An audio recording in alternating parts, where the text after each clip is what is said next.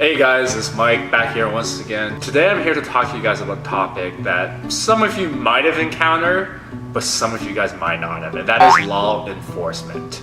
So as a college student, you definitely have met a cop once or twice in your life. Whether if the officer was assisting you or talking to you because you did something that you shouldn't have, pretty sure most of us has some sort of contact. So today we're here to give you a basic rundown of what kind of police there are, what you should call police for, and what should you do if the police pulled you over or is speaking to you about something that you might or might not have committed. So generally, as a student, you will encounter three types of police. Number one is the campus police, and that is police officers only on campus. Number two is the city police, so they might go onto campus, but they are also effective off campus. And lastly is state trooper. And you will only really meet state troopers when you're driving on the highway, whether it's traveling or you're going somewhere else that's kind of far away. So law enforcement officers have their jurisdiction. Generally, at the state level, you would have the three types I mentioned: city police, state troopers, and campus police.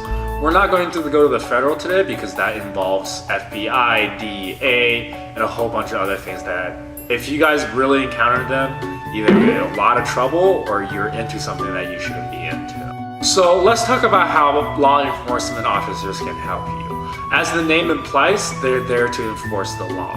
So if something happened to you or if you don't feel safe, you can definitely call a police officer and have them show up to help you. But do keep in mind, if there's a spider in your house, it's probably not a good idea to call a police officer to come and help you kill the spider. So if you needlessly called a law enforcement officer, they could very well charge you with obstruction of justice, which could range anywhere between a slap on the wrist to a fine, jail time. Campus police, on the other hand, they do generally tend to be more geared towards stuff that happens on campus. So if there's someone stalking you and you don't feel safe going home alone, you can always call the campus police and they'll be more than happy to give you a ride and try to resolve your problem for you. Or, if you have very rowdy neighbors, they're fighting and you feel like someone's life is in danger, or they're just throwing a party and being super loud at 3 in the morning, you can also call police officers. But generally, do use your common sense if you do have to contact police officers, because their time is very precious and they have a lot of stuff to deal with. Alright, now let's not move to the next part, which I'm sure no one wants to go through, is what happens if you get pulled over or if you get in trouble with a police officer. So, just like most of you guys, the only time I had interactions with police officers is when I got pulled over for speeding. It generally consists of me apologizing for going so fast, and the police officer may or may not give me a ticket depending on how fast I was going, and just reminding me to slow down and be careful. So the biggest thing when you get pulled over is do not act nervous. Police officers are trained to spot suspicious acts. So if you're super nervous, they might have reasonable doubt in believing that you have either narcotics or something you're not supposed to have in your vehicle. Roll that window down. Hello, officer. Oh, it's just a sweet old lady. Daniels, it's a sweet old lady. Put the gun away. Ma'am, you sure gave us a scare back there. I'm so sorry. It happens. Hey, that's not cocaine, is it? No, that's baking soda from my bake-off. Of course it is. It's not cocaine, it's just baking soda for the bake-off. Of course. Do you like cookies? I love cookies. Well, when I bake some, I'll say that you get a nice plateful. You are the greatest person I have met all day. Thank you. You drive safe and have a good day now, okay? And you have a good day, buddy.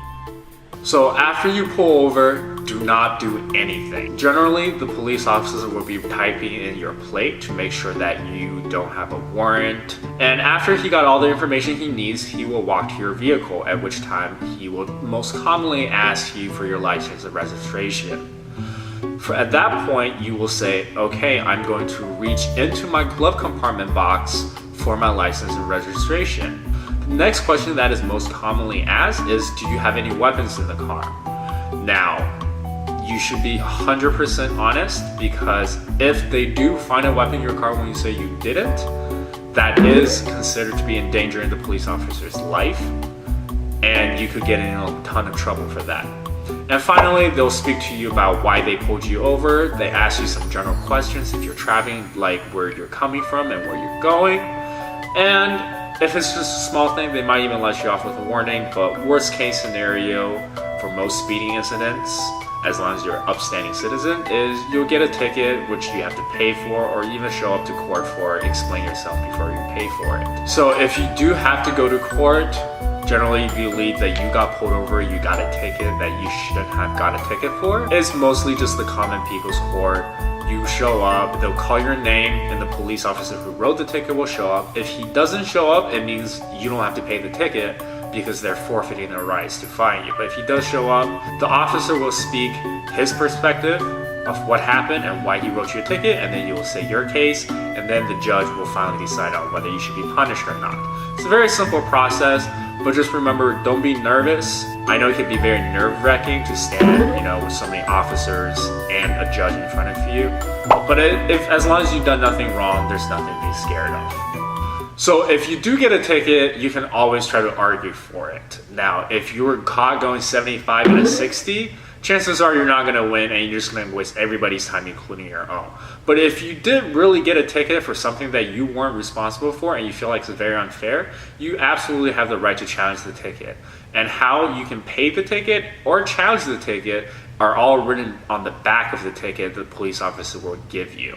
So hopefully, as you guys study abroad here in the United States, you abide by the law and maybe you won't ever meet a police officer.